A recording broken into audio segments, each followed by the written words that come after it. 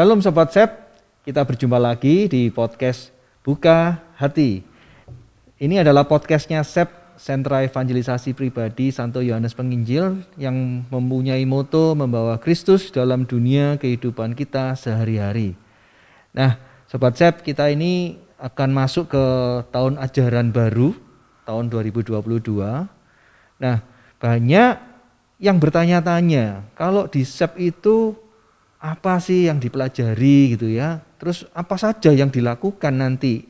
Kita akan dapat apa begitu ya? Nah, daripada banyak mendapatkan informasi yang tidak tepat nantinya, maka di studio kami sudah mengundang narasumber yang langsung terkait dengan SEP sendiri, yaitu Kepala Sekolah Sentra Evangelisasi Pribadi Santo Yohanes Penginjil Surabaya, yaitu Bapak Antonius Setiadi. Selamat datang di studio, Pak. Selamat malam, Pak David. Oh iya, ini malam, siang, sore gitu ya, pagi.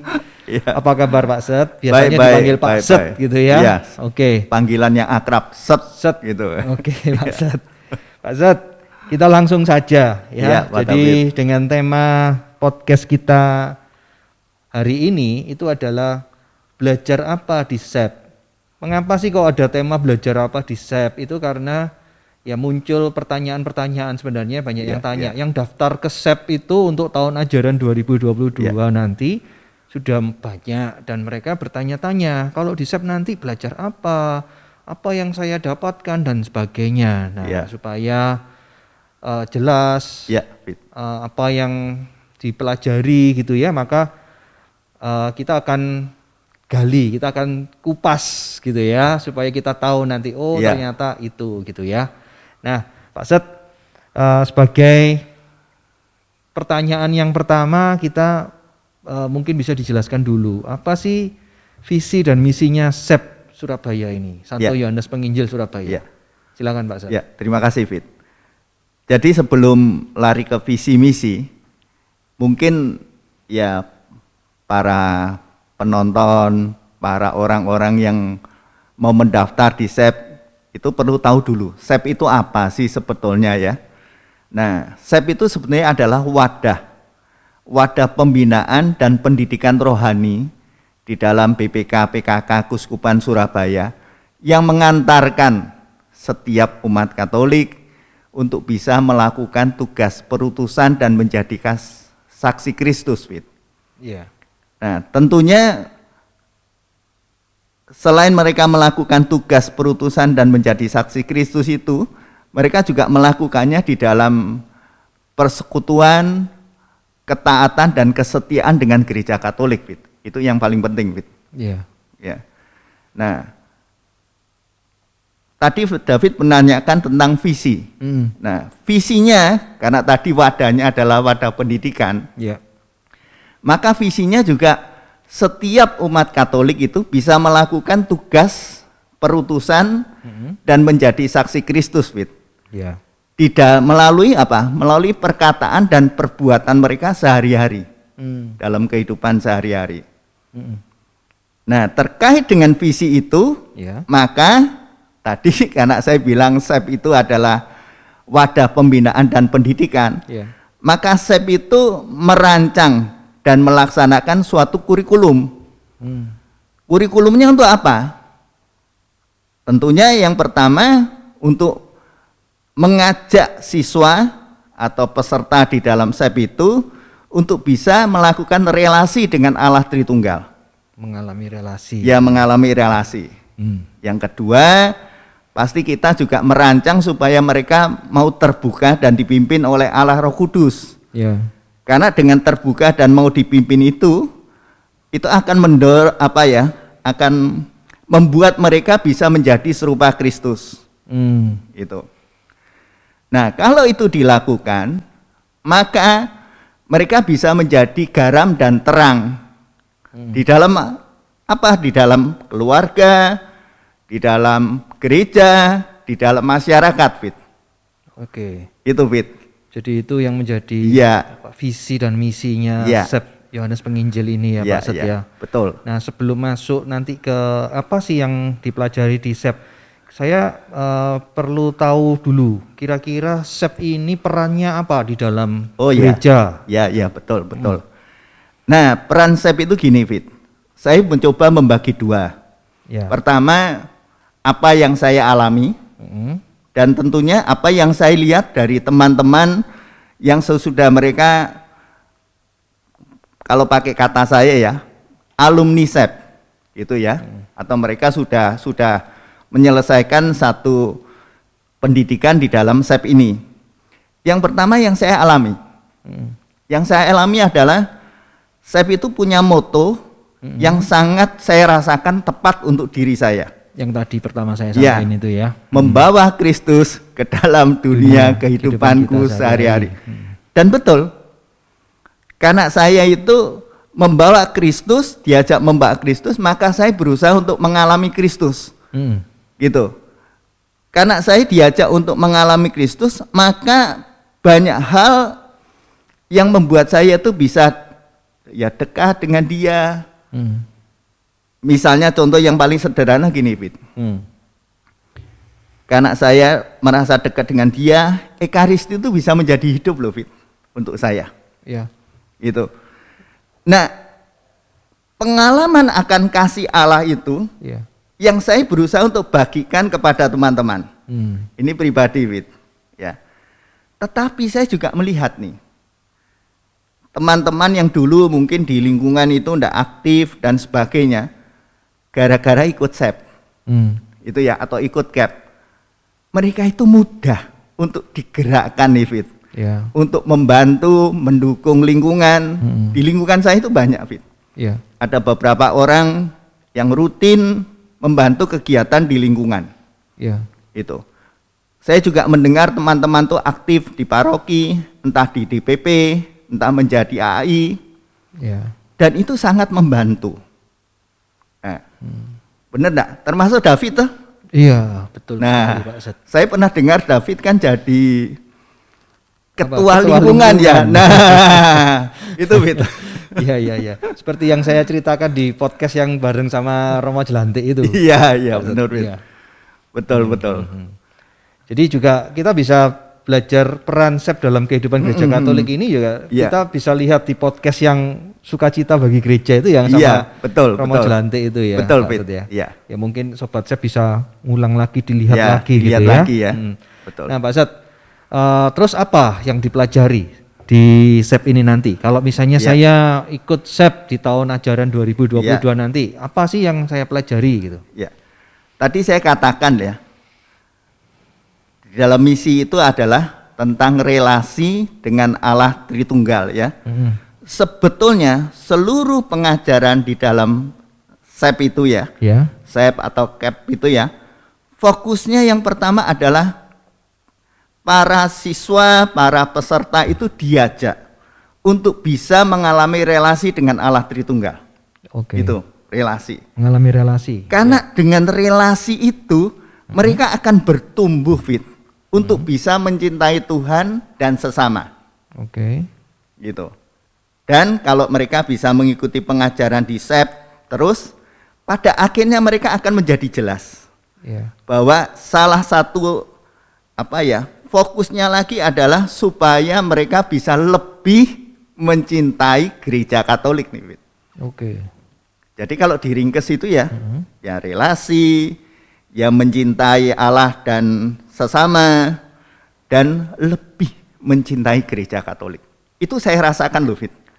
Gitu. Jadi itu yang dipelajari. Iya. Jadi untuk punya relasi dengan Kristus. Dan supaya lebih mencintai gereja. Nah, mencintai Tuhan dan mencintai sesama. Cintai Tuhan dan mencintai sesama. Dan akhirnya dia lebih mencintai lagi gereja Katolik. Lebih mencintai lagi gereja Katolik. Tapi Pak Set, kalau didengarkan ini kan cuman punya relasi, punya relasi, mencintai Tuhan, mencintai sesama, dan lebih lagi mencintai gereja Katolik. Ya, cuman 3 poin mungkin ya. Iya. 3 poin. Betul. Tapi ada yang ngomong bahwa, loh, kok lama tapi ikut SEP itu lama. Iya kan? Berapa pertemuan ya? Sampai misalnya 1 kelas begitu. bisa sampai berapa pertemuan begitu Ya. kan? Mungkin lebih dari 5 lah yang pasti gitu Ya, kan. ya. Nah, coba kenapa ya Pak Set? Jadi gini, sebetulnya kan lama atau cepat ya istilahnya, itu kan sifatnya relatif ya Fit ya, gitu ya. Ya pasti relatif. Relatif betul. ya. Kalau saya terkesan dengan pengajaran itu, ya saya tidak terasa lama, ya, yo rasanya gitu. Tapi kalau saya tidak terkesan, nah itu bisa menjadi seolah-olah lama, benar ya Fit ya, gitu ya. Ini pribadi, saya ikut SEP karena SEP itu terdiri dari beberapa kelas jenjang gitu ya. Kelas jenjang itu tingkatan ya? Ya, tingkatan. Di tingkat pertama mungkin ya, saya itu tidak kerasa apa-apa Fit. Oke. Itu. Mengapa? Ada berapa tingkat toh Pak? Ya, nanti saya jelaskan. Oke, Ada 4. oke. Tapi baik. di tingkat pertama itu saya sepertinya loh ya, ini SEP kok ketoknya ngajari kita berteman, sharing iman gitu ya. Terus kisah Kristus, ajakan bertobat, masuk ke dalam komunitas gitu ya. Saya merasakan saya itu kan orang penjualan, David. Oke. Itu maksudnya di profesinya Pak Set ya. Loh, ini kan podo. Iya. Podo apa ya? Maaf ya. Mirip itu ya. Mirip gitu. Loh, ini saya diajak teman untuk mengikuti rohani. Tapi kok ini pengajarannya kok kayak duniawi gitu. Jadi tingkat pertama di kelas pertama itu saya merasa lama Fit. Oke. Lama Fit. Tapi Tuhan itu baik dengan saya. Saya selalu bilang baik. Ketika akan ke kelas yang kedua itu, teman-teman yang di kelas itu ya mau mendorong. Oke. Mendorong. Ayo Pak Set. Gitu ya. Ya ada yang manggil saya Koset, ayo kita naik bareng-bareng. Saya bilang tadi Tuhan itu baik. Oke. Karena di kelas kedua itu saya mulai merasakan Fit. Betul-betul. Ini pengajarannya itu terasa kayak hidup gitu Fit. Jadi saya menanti hari itu rasanya itu kayak lama. Saya kepingin hari itu cepat gitu. Cepat gitu ya Fit. Ayo datang lagi pengajarannya apa? Pengajarannya apa gitu. Iya. Nah itu yang membuat saya itu ketika tadi David tanya tuh ada berapa kelas? Ketika saya diajak naik ke kelas ketiga, saya itu bukan lagi seperti kelas 1 ke kelas 2 ini Fit. Tapi saya langsung kayak bersemangat. Oke. Gitu, bersemangat. Saya langsung mengiyakan aja pokoknya. Karena sudah merasa ya bukan lama, bukan apa, tapi pelajaran itu menyenangkan. Gitu. Nah tapi itu kan setiap orang nanti bisa berbeda-beda. Bisa, Pak Set ya. bisa. Nah kalau boleh diceritakan bahwa secara waktu memang kan setiap kelas itu pertemuannya bisa sampai 20 pertemuan mungkin 22, 23 lah. Betul, sekitar nah, itu ya. Sebanyak itu sebenarnya apa sih yang akan diberikan kepada para siswa itu Pak Set? Kalau sedikit menggali kurikulumnya ya, memang kalau kelas pertama itu adalah kita diajak untuk menjadi evangelizer nih Fit. Evangelizer, bisa melakukan tugas perutusan dan menjadi saksi Kristus. Itu seluruh pengajaran itu dirancang. Nah, bagaimana kita bisa menjadi evangelizer? Evangelizer itu bahasa sederhananya pembawa kabar baik. Pembawa kabar baik, ya. Ya, gitu ya, Fit. Nah, kita diajak untuk berteman tadi yang saya cerita itu, berteman dulu. Gitu, ndak ujuk-ujuk cerita Allah itu hebat, tapi berteman dulu. Sesudah berteman kita mulai sharing iman. Sesudah sharing iman menceritakan kisah Kristus. Dan kalau orang itu tertarik kita ajak untuk bertobat dan masuk ke dalam komunitas. Itu. Jadi intinya berarti sorry saya potong sebentar. Jadi intinya peserta itu kan awalnya tadi diajari untuk kalau sesuai misinya kan untuk mengalami relasi. Iya. Berarti mengalami relasi kemudian bertumbuh.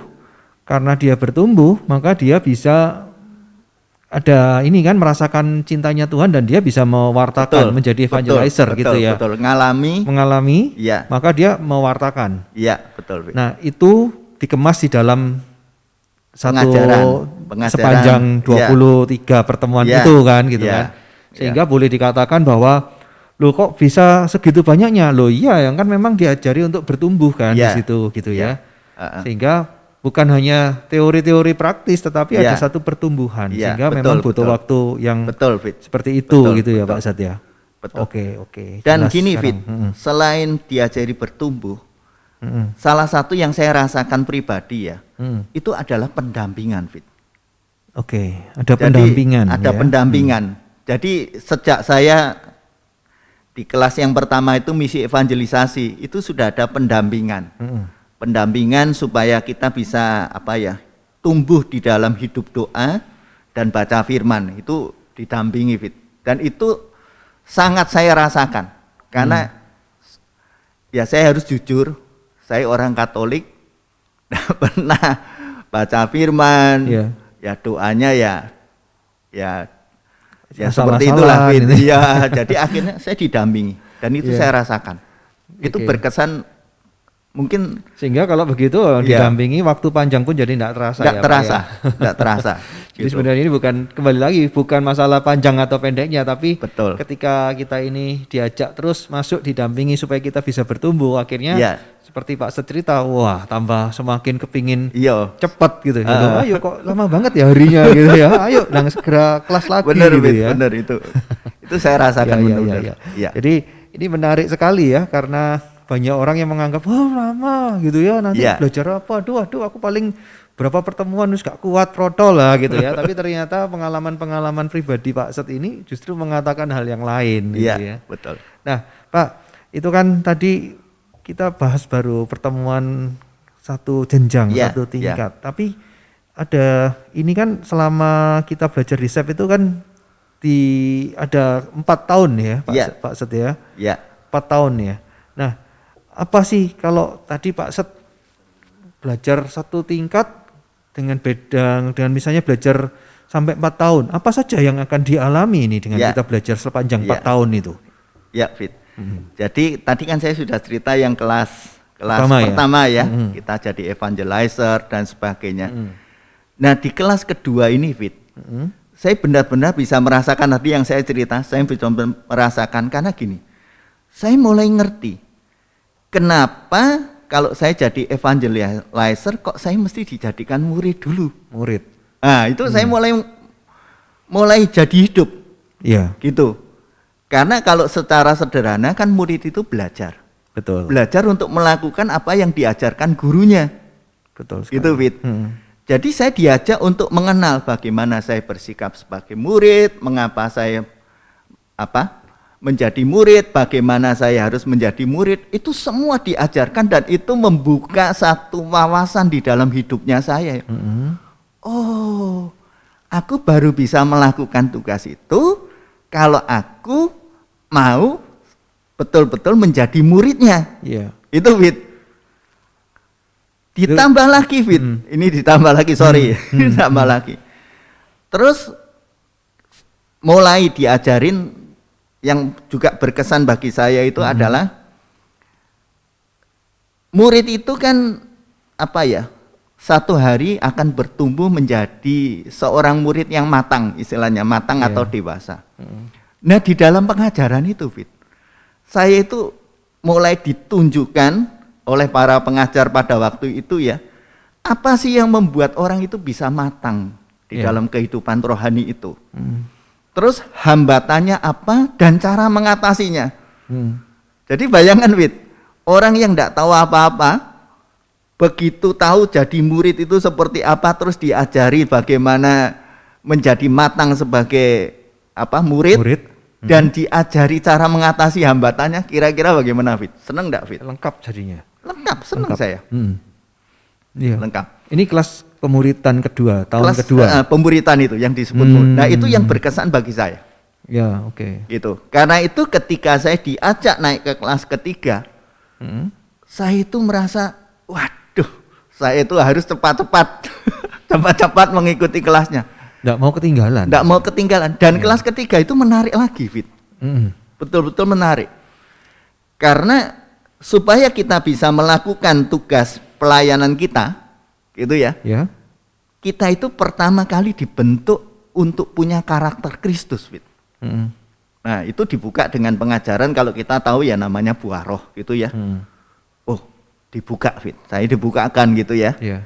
Nah, kemudian mulai kita diminta untuk terbuka akan karya Roh Kudus. Supaya kita bisa memakai karismata yang diberikan kita, karunia-karunia roh, baik untuk hidup kudus kita dan betul-betul untuk membangun tubuh Kristus. Itu mulai.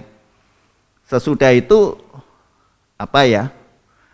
saya disadarkan. Saya terasa kayak disadarkan gitu ya, Vin ya, disadarkan bahwa ketika kamu melakukan pelayanan itu bukan karena hebatnya kamu loh, Fit. Iya. Gitu. Tetapi karena kita itu melakukannya untuk kemuliaan Tuhan. Gitu. Dan kita itu hanya sebagai seorang murid yang mengabdi sebagai hamba. Itu. Yeah.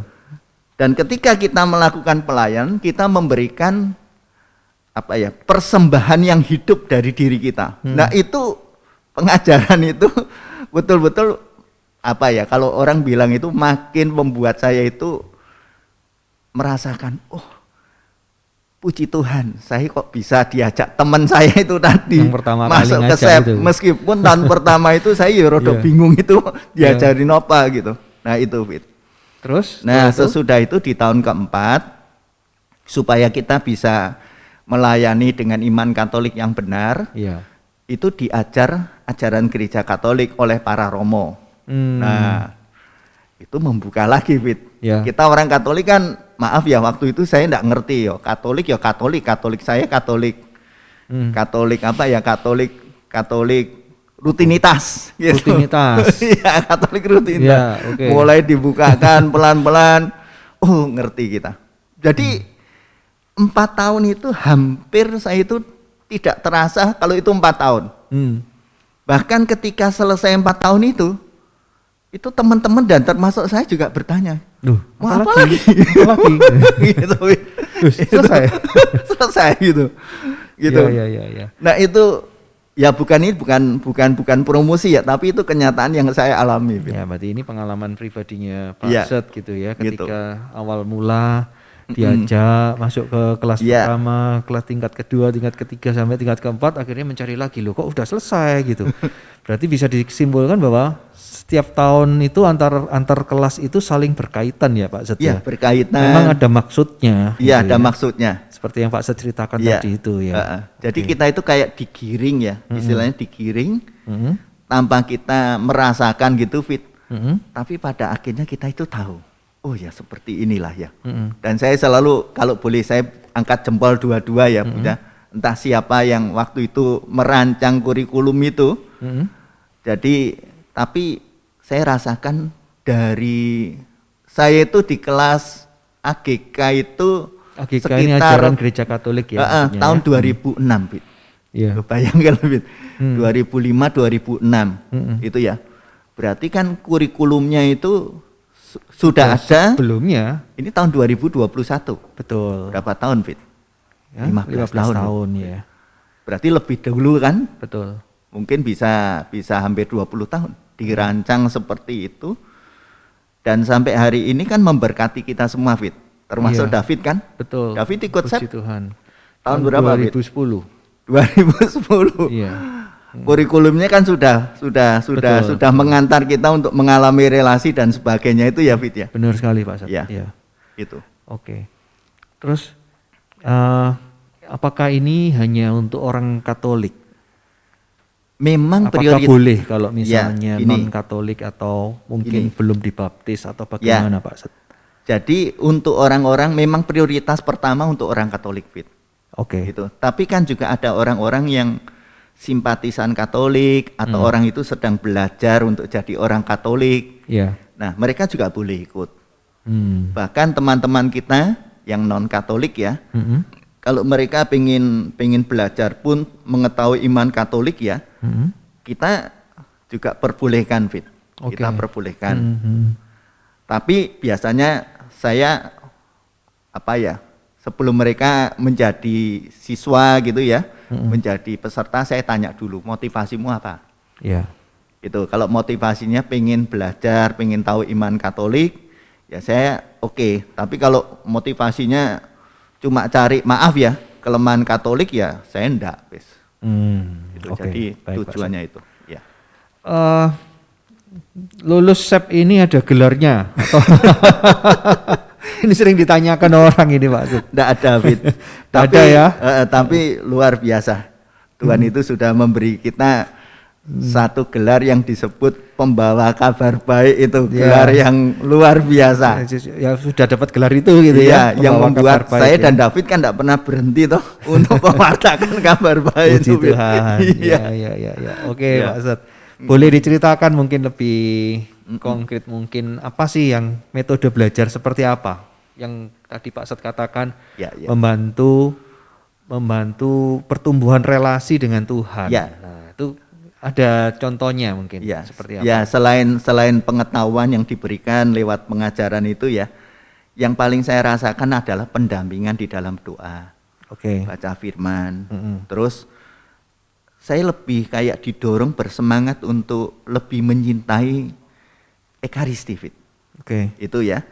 Terus saya juga melihat yang sering membuat saya itu jadi terkesan itu adalah sharing-sharing dari pengajar itu, Fit. Wah, itu pengalaman mereka. Ada beberapa yang sampai hari ini saya tidak pernah lupa loh, Fit. Sharing mereka. Sharing itu. Masih ingat ya, Pak Sud ya? Ya, karena berkesan untuk saya ya di dalam hidup. Terus juga ya karena kita itu di SEP ya, itu guyup.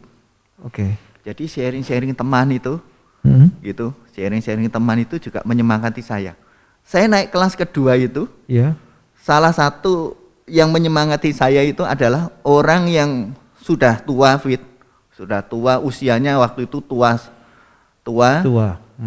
Tapi saya melihat dia itu berubah. Berubah, Fit, berubah. Dia sering cerita, dia berubah karena karena doa dan firman itu. Dan itu membuat saya itu juga, kamu sudah ada umur aja bersemangat, maksud saya yang lebih muda enggak mau ikut itu. Ya, tapi itu ya tadi saya bilang Tuhan itu luar biasa. Karena dari kelas kedua itu saya merasakan mulai bertumbuh betul-betul ya. Pelajaran itu menjadi hidup itu yaitu. Itu. Itu. Tadi Pak Sud kan sebutkan ada sedikit gitu ya ngomong berteman apa gitu. Apakah itu satu metode supaya orang itu bisa mewartakan kabar baikkah begitu, Pak?